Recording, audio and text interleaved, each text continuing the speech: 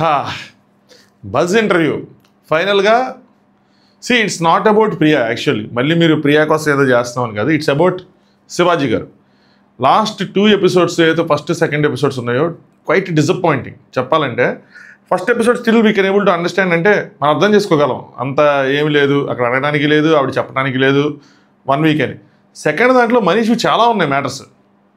So అక్కడ కూడా బజ్లో అంత ఎఫెక్టివ్గా నాకు అనిపించలే. బట్ మొత్తానికి ఆ ఫీడ్బ్యాక్స్ అన్నీ ఆయన ఉన్నారు, కలెక్ట్ చేసుకున్నారు. నాకేమనిపించిందంటే ఫస్ట్ టైం ఇంటర్వ్యూస్ చేస్తున్నారు కాబట్టి ఇక్కడ చెవులో పెట్టుకున్న మైక్రోఫోన్, వాళ్ళు మాట్లాడే మాటలు, ఆయనకు ఒకటి లోపల రన్ అవుతూ ఉంటుంది ఏది అడగాలని చెప్పి, చదువుకున్న క్వశ్చన్లు ఒకటి ఉంటాయి, వాళ్ళు చెప్పేది ఒకటి ఉంటుంది. ఇన్నిటిని మేనేజ్ చేసుకుంటా చేయటం చాలా కష్టం. నిన్న మీరు ఎపిసోడ్ చూస్తే ఒక విషయం గమనించుంటారు, సిద్ధు అంటూ ఉంటాడు నాగార్జున గారితో, సార్ మీరు బ్రేక్ లీకండి సార్ భయం వేస్తుందని. ఆయన బ్రేక్లు ఎక్కడ వస్తున్నాయంటే కొన్ని ఆయన చెప్పాలనుకుంటారు, కొన్ని ఆయన చెప్తారు. ఆ కోఆర్డినేషన్ అనేది చాలా ఇంపార్టెంట్. సో అది నేర్చుకోవడానికి టైం పట్టింది, point number 1. Point number 2, Shivaji గారు ఒక గేజ్కి వెళ్ళిపోయారు, ఒక మెచ్యూరిటీ వచ్చిందో, గేమ్ ఆడేసి బయటకు వచ్చారు. తర్వాత ఏమైందంటే ఒక రియలైజేషన్ రావచ్చు, ఏంటి ఇంత దానికి ఇంత అడావిడి, ఇది అంత వీళ్ళని ఏమైనా అంటాం, సో ఎందుకు అని చెప్పి. సో వాళ్ళ పిల్లలు వాళ్ళని ఏమంటాం అన్న ఒక భావన కూడా ఉండొచ్చు. సో ఇలా చాలా ఎమోషన్స్ గో త్రూ. ఒక పక్కన ఫ్యాన్స్ని సాటిస్ఫై చేయాలి, ఒక పక్కన మేకర్స్ని సాటిస్ఫై చేయాలి, తను సాటిస్ఫై అవ్వాలి. వాళ్ళు ఏమనొద్దు, వాళ్ళు ఆల్రెడీ ఎలిమినేట్ అయిపోయిన మూడ్లో ఉంటారు, వాళ్ళని ఏమంటాం. ఇలా లాట్ ఆఫ్ మిక్స్డ్ ఎమోషన్స్తో గోత్రువే ఫైనల్గా లేదు ఇలా ఉంటే బాగుంటుంది ఆయనకి అర్థం చేసుకొని ఆయనకి దాన్ని ఎగ్జిక్యూట్ చేసి ఒక ప్రాపర్ బజ్ ఇంటర్వ్యూ చూసాము అన్న ఫీల్ అయితే వచ్చింది నాకు.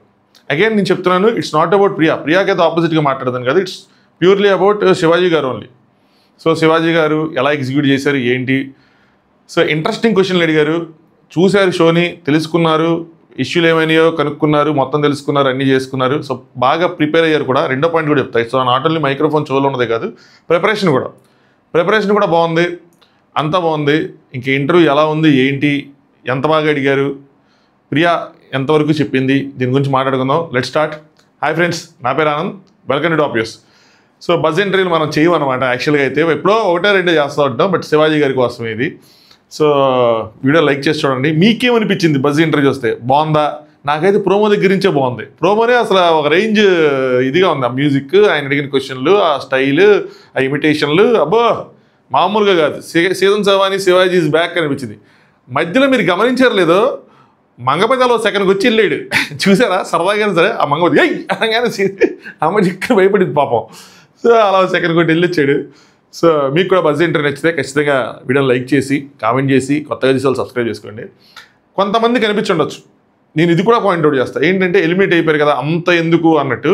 బట్ స్టిల్ వాళ్ళకి తెలియాలి, ఇదొక కైండ్ ఆఫ్ ప్రిపరేషన్. వాళ్ళు ఏం తప్పులు చేశారు, బయట వాళ్ళు ఏం ఎదుర్కోబోతున్నారని చెప్పి. ఇక్కడ ఇదే ఎదుర్కోలేకపోతే బయట ఎదుర్కోవటం ఇంకా కష్టంగా ఉంటుంది.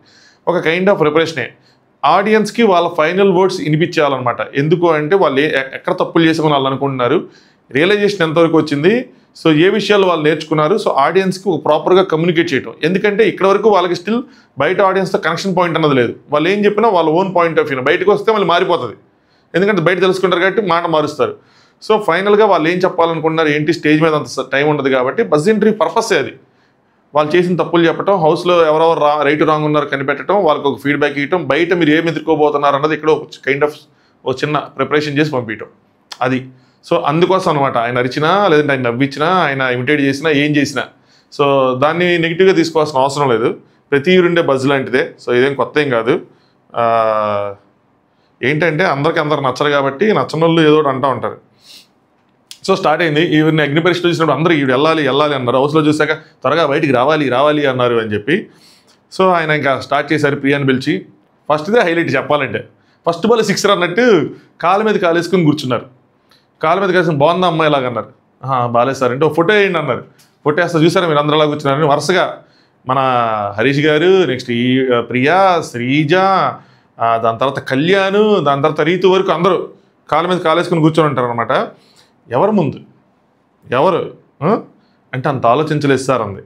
అంటే ఇది ఒకటే కదమ్మా, ప్రతి వారం చేశారు మీరు ఇది, మీరు అసలు ఏం చదువుకున్నారు ఏంటి అని అడిగారు. సో ఫార్మాలిటీ, ఎంబీబీఎస్ కాదు, అందుకనే ఆవిడ రియల్ డాక్టర్ అని ఉంది. సో ఫార్మాలిటీ, బీడీఎస్, ఎంబీబీఎస్ అందరూ డాక్టర్సే. మళ్ళీ అదే మీకు నేనేం దాన్ని క్వశ్చన్ చేయట్లేదు. కానీ నాకు ఎందుకు అలా అందని నాకు అర్థం కాలేదు. దివ్యాని తిని రియల్ డాక్టర్ అంటే నాకు అర్థం కాలేదు. అదేంటి అలా అన్నారు ఆలోచిస్తా ఉన్నా. So now I got it. So మీరు ఇలాగే కూర్చుంటారమ్మా ప్రొఫెసర్ ముందు అని చెప్పి. సో నాగార్జున గారు అక్కడ ఉన్నది, నాగార్జున గారిని కాకపోయినా హోస్ట్ ముందు ఇలా కూర్చోవటం అని వీళ్ళు అంతగా ఆలోచించాల. నేను దీన్ని సమర్థించను అలా అని చెప్పి దాన్ని టూ మచ్గా క్రిటిసైజ్ చేయను. అంతసేపు కూర్చునే వాటికి ఏమవుతుందంటే వాళ్ళకి రెండు విషయాలు, వాళ్ళకి అంత ఆలోచన ఉండదు. ఒకటి game game game game game game game game థాట్లో ఉంటారు. రెండోది మానిటర్. రియల్ పర్సన్ ఇప్పుడు శివాజీ గారు ఉన్నారు, శివాజీ గారు ముందు కూర్చున్నప్పుడు ఆవిడ ఎలా కూర్చుంది, మామూలు కూర్చున్నాను. స్క్రీన్ మీద కనిపించేపాటికి ఏంటంటే చెప్తున్నాను కదా, ఈ మీటింగ్లను లేదంటే ఈ ఆన్లైన్ స్టడీస్ అనో ఒక కంఫర్టబుల్ పొజిషన్లో కూర్చుండిపోయి అలా అలవాటు అయిపోయి ఉంటారు. ఆ ఫీడ్బ్యాక్ కూడా వాళ్ళకి వెళ్ళా. మీరు గమనిస్తే అందరూ కూర్చున్నారు. ఇన్ఫ్యాక్ట్ మీరు గమనిస్తే సంజన గారు, తనుజ గారు కూడా కూర్చుంటారు. వాళ్ళు వేసుకున్న డ్రెస్సుల వల్ల వాళ్ళ సిట్టింగ్ పొజిషన్ మరీ ఏదో చూపించుకున్నట్టు ఉండదు, ఉంటుంది. అందరూ కాళ్ళ మీద కాళ్ళు వేసుకుంటారు ఏదో పాయింట్ ఆఫ్ టైంలో. అంతసేపు మామూలుగా ఇంకా అలాగే కూర్చొని ఉంటారు, ప్రతి ఒక్కరు వేసుకొని ఉంటారు. బట్ ఏదైనా అది ఒక ఇంపార్టెంట్ ఫీడ్బ్యాక్. దానివల్ల ఆవిడకి కొంచెం నెగిటివిటీ వచ్చింది, వాళ్ళందరికీ వచ్చింది. సో ఆ ఫీడ్బ్యాక్ అన్నది ఆవిడకి అందించారు. 5 కూర్చున్నారంటే మీ 5 ఎవరో అని అడుగుతారు కంటెస్టెంట్స్ అంటే. మీరు మాట్లాడితే కామనర్స్, సెలబ్రిటీస్ అంటూ ఉంటారు. సో అసలు మీరు ఎన్ని రోజులు ఉన్నారు, మీరు ఎన్ని అగ్ని పరీక్షలు కానీ ఇందులో కానీ ఎన్ని రోజులు ఉన్నారంటే అక్కడ ఒక 15 రోజులు, ఇక్కడ 3 వారాలు, మొత్తం 2 months ఓవరాల్గా షూటింగ్ యాప్లు అన్ని తీసుకుంటే 2 months ఉన్నామంటే మరి మీరు సెలబ్రిటీస్ కాదా అమ్మా? ఒకవేళ కాలేదు అంటే మీరు సెలబ్రిటీస్ కాకముందే మీ బిహేవియర్ ఎలా ఉందంటే పొరపాటున మీరు సెలబ్రిటీస్ అయితే మీరు ఏం చేస్తారమ్మా, మీరు ఇంత డౌన్ టు ఎర్త్గా ఉంటారా అన్నట్టు అడిగారు అనమాట. సో కరెక్టా అది అంటే కాదు సార్ కాదు అంది. ఒప్పేసుకున్నారు, ఇంక తప్పని తెలిసిపోతుంది కాబట్టి ఒప్పేసుకున్నారు. సరే ఎందుకు వచ్చావమ్మా షోకి అని అడిగారు. నెక్స్ట్ది అంటే విన్ అవ్వాలని సార్ అంటే విన్ అవ్వడానికి మరి ఏం చేసావమ్మా, కొంచెం ఎటకారం కొంచెం మమకారం లేదు కానీ గొడ్డుకారం ఉంది, మమకారం ఇంక అనిపించలేదు. వినడానికి ఏం చేసావమ్మా అనగానే ఏం చేయడానికి అసలు అవకాశం రాలేదు సార్ అంటే అవకాశాలు రావమ్మా, అవకాశాలు సృష్టించుకోవాలి. శివాజీ గారికి ఏమైనా బిగ్ బాస్ నన్ను ఇంప్రెస్ చేయడానికి పలానా చేయండి అని చెప్పాడా, చెప్పలా, ఆయన చేశారు. సో అలా ఏదో చేయాలి. వీళ్ళకి అవకాశాలు వచ్చినాయి, అవకాశాలు వీళ్ళు సద్వినియోగం చేసుకోలేదు అంతే. సో ఏంటి 21 రోజులు 22 రోజులు ఉన్నారు, 22 రోజులు కూడా మీకు అవకాశాలు రాలేదని అడిగారు ఆయన. ప్రియా అవును సార్ కెప్టెన్సీ దాంట్లో ఒక్క టాస్క్ ఆడాను, నేను లాస్ట్ వరకు ఉన్నాను అంతే, అంతకు మించిన అవకాశం రాలేదని. యాక్చువల్గా అక్కడ ప్రియా బాగా ఆడింది, కానీ ప్రియా ఎప్పుడైతే ఆ బోర్డు మీద ఉన్నంత వరకు ప్రియా బాగా ఆడింది. ఆ బోర్డు దిగిన తర్వాత ప్రియా మొత్తం పోగొట్టుకుంది. ఎదుటి వాళ్ళు మన అపోజిషన్లో ఉన్న వాళ్ళు వాళ్ళు అప్రిషియేట్ చేశారు, చక్కగా బాగా ఆడి లాస్ట్ 3 వరకు ఉన్నావు, బాగా ఆడావు, నీ ఎప్పటి అవునా థ్యాంక్ యూ అన్నారు. కానీ ఓటమిని తీసుకోలేకో లేదంటే ఇంకోటి చేయాలనో లేదంటే ఆడియన్స్లో హైలైట్ అవ్వాలనో ఏదైనా రీజన్ అవ్వండి, కానీ అక్కడ మొత్తం చెడగొట్టుకుంది. వాళ్ళని తిట్టి డబుల్ స్టాండర్డ్స్ అని, ఇమ్మానుయల్ వస్తే వద్దని, మొత్తం ఈవిడే కాదు కళ్యాణ్ కూడా అందరూ అదే యాటిట్యూడ్తో అందరూ అదే బిహేవియర్తో వెళ్ళిపోయారు. అదర్వైజ్ వాళ్ళు పెట్టిన ఎఫర్ట్స్కి వాళ్ళకి మంచి అప్రిషియేషన్ రావాలి, వచ్చింది ఇచ్చారు, వీళ్ళు తీసుకోవాలి అంతే తేడా.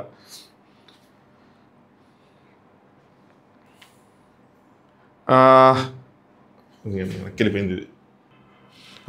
నెక్స్ట్ అడిగారంటే ఇంకేం రాలేదా ఛాన్స్లు అని చెప్పారు. వాడికి ఇంకేం రాలేదు, టాస్క్ అయితే అదే ఇండివిజువల్గా కూడా ఇండివిజువల్గా ఎన్నాడంటే ఏంటి సార్ మాకు ఛాన్స్ రాలేదు సార్ అని చెప్పి. It's not about task. యాక్చువల్గా వాళ్ళకి మొత్తం throughout behaviour wise judgement సాగింది వాళ్ళందరికీ, ఎవరికి రాలేదని చెప్పి.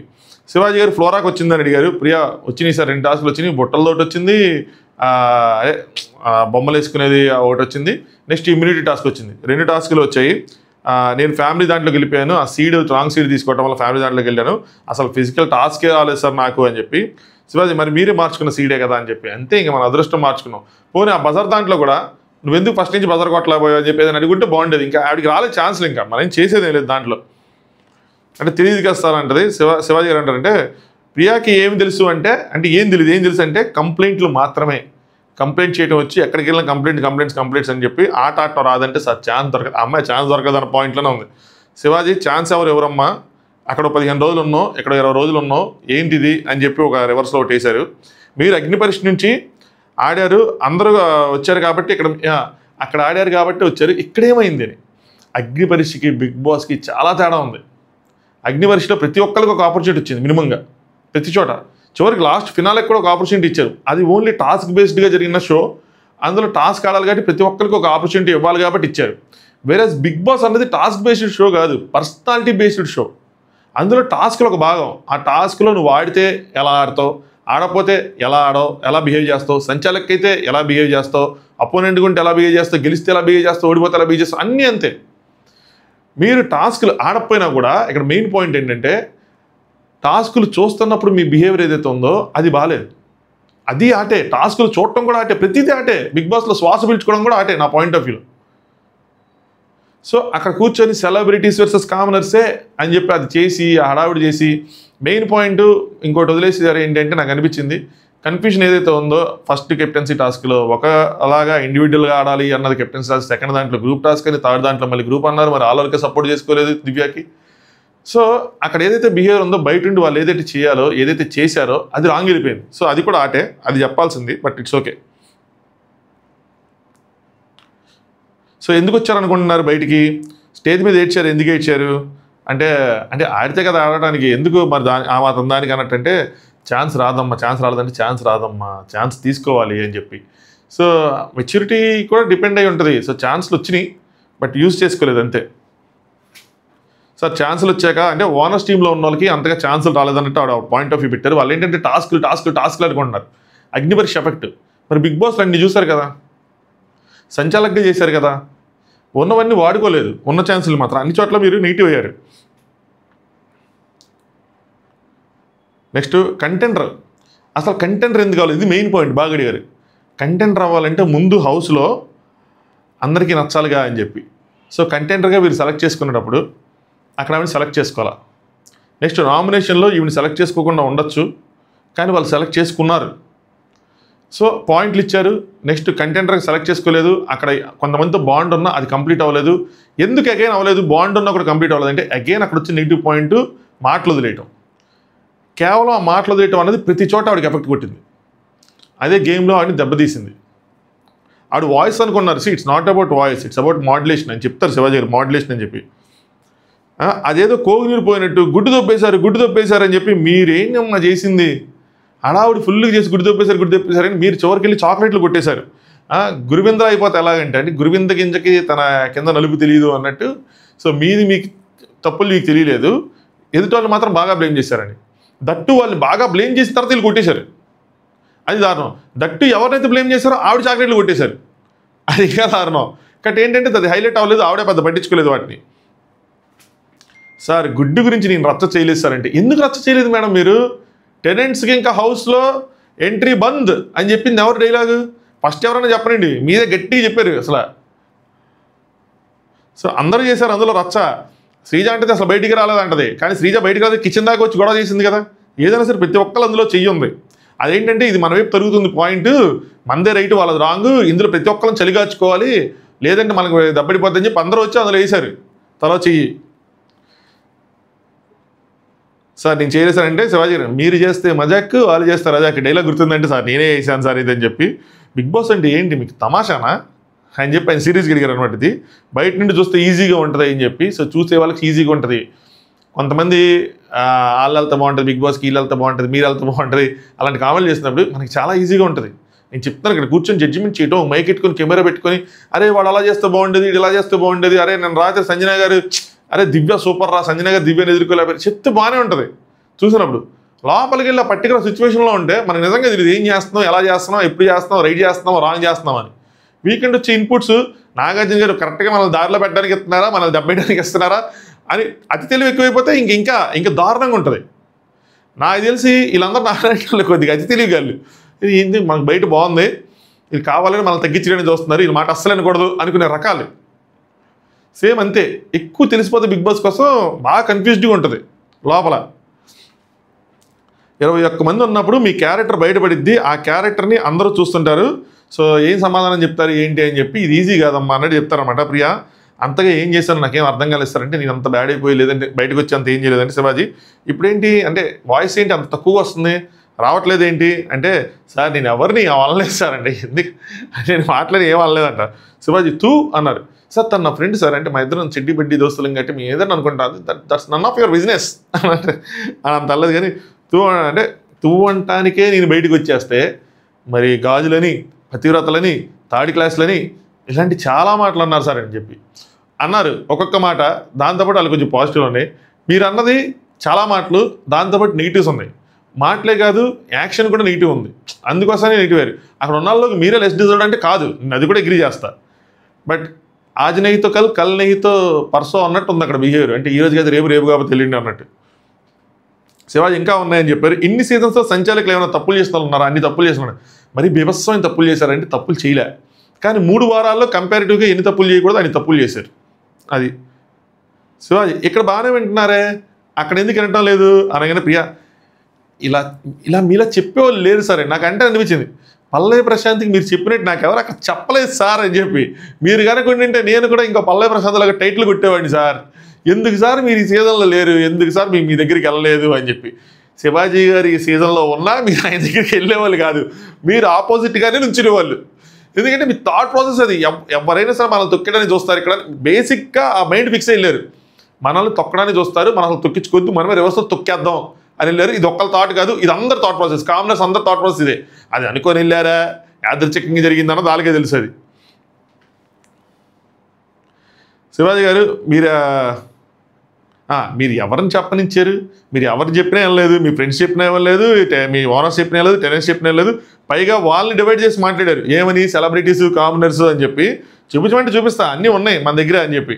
ఉంటే చూపించేవాళ్ళు, లేవు పెట్టుకోలేదే, బ్యాకప్ ఏం పెట్టుకుంటే అవి కూడా వేసి చూపించేవాళ్ళు. ఏమన్నారు ఏంటంటే ఇది కామనర్స్ సెలబ్రిటీస్ మాత్రం వీడియో పెట్టుకొని ఉంటారు.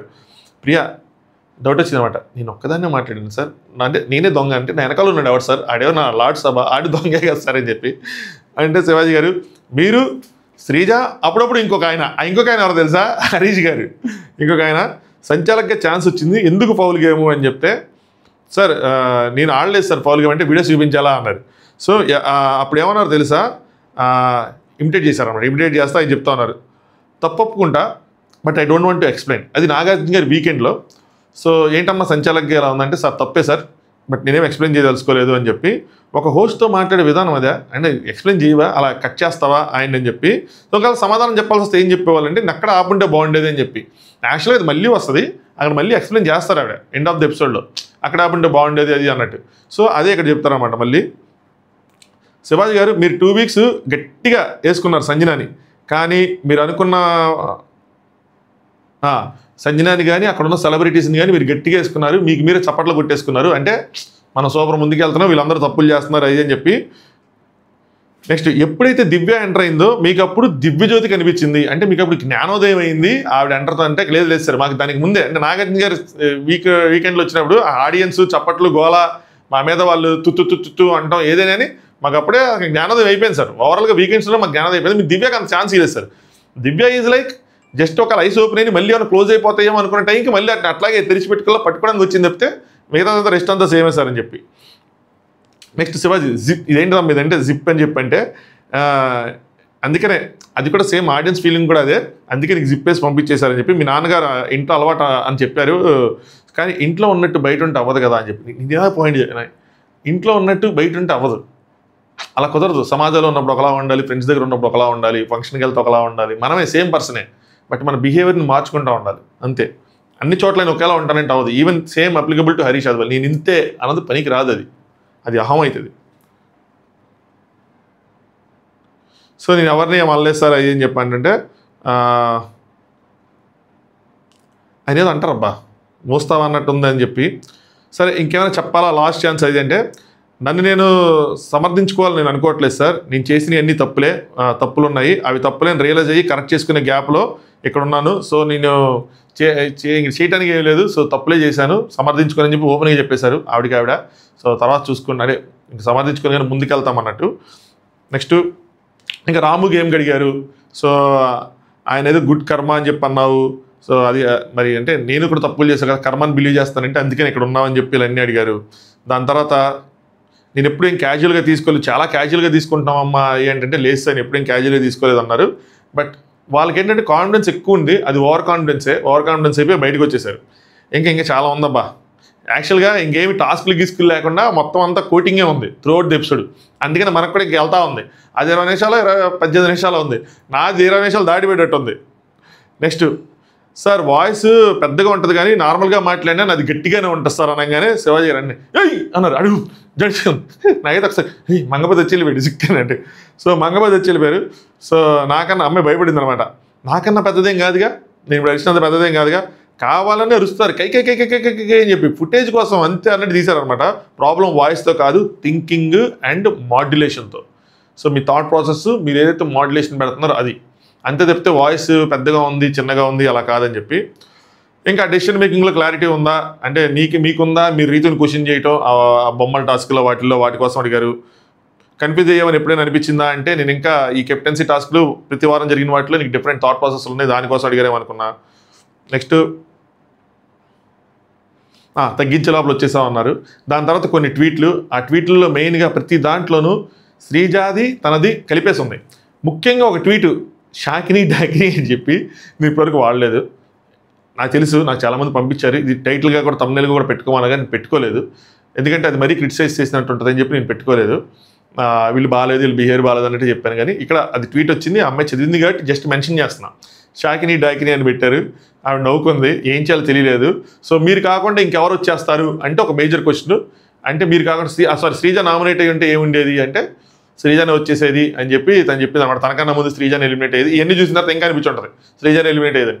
ఇంకొక క్వశ్చన్ మిస్ అయింది, అదేంటంటే శ్రీజ మీద ఏదైనా కోపం ఉందా, ఫ్లోరాకి ఇమ్యూనిటీ ఇచ్చినందుకు అన్నది ఒక క్వశ్చన్ ఉంది, అది మిస్ అయింది. అది కనుక అడిగితే ఇంకా బాగుండేది. సో వాళ్ళు ఏం ఫీల్ అవుతున్నారు, ఫ్లోరాకి ఇవ్వటం వల్ల ఫ్లోరా ఉండింటే ఫ్లోరా వచ్చేదా లేదా, వాళ్ళ థాట్ ప్రాసెస్ ఏంటని తెలుసుకుని ఉంటే బాగుండేది. అంతే. ఓవరాల్గా రెండిట్లతో కంపేర్ చేసుకుంటే 100 రెట్లు బెస్ట్. ఇంకా ఇదే కంటిన్యూ అయ్యిద్ది అనుకుంటున్నాను. శివాజీ గారు ఇలాగే తన స్టైల్లో ఇంకా మంచిగా ఆడియన్స్ని అలరిస్తా, అక్కడ ఉన్న కంటెస్టెంట్స్ని బెదిరిస్తా, అదిరిస్తా. సరే వాళ్ళు ఏదో చేసేయాలని కాదు, కానీ వాళ్ళు ఇంకా ఏమనుకుంటున్నారు, వాళ్ళ థాట్స్ అన్ని బయట తీసుకురావడానికి ట్రై చేస్తా, ఇంకా మంచిగా ఇంకా ముందుకెళ్ళాలని చెప్పి అనుకుంటున్నా. బజ్ ఇంటర్వ్యూలు బాగుంటాం అంటే మనం దాని మీద రివ్యూలు చేసుకుంటా ఉన్నాం, టైము అన్నీ చూసుకొని. అంతే. మీకేమనిపించింది, మీ ఒపీనియన్ కామెంట్ చేయండి బజ్ ఇంటర్వ్యూది. Thanks for watching top views.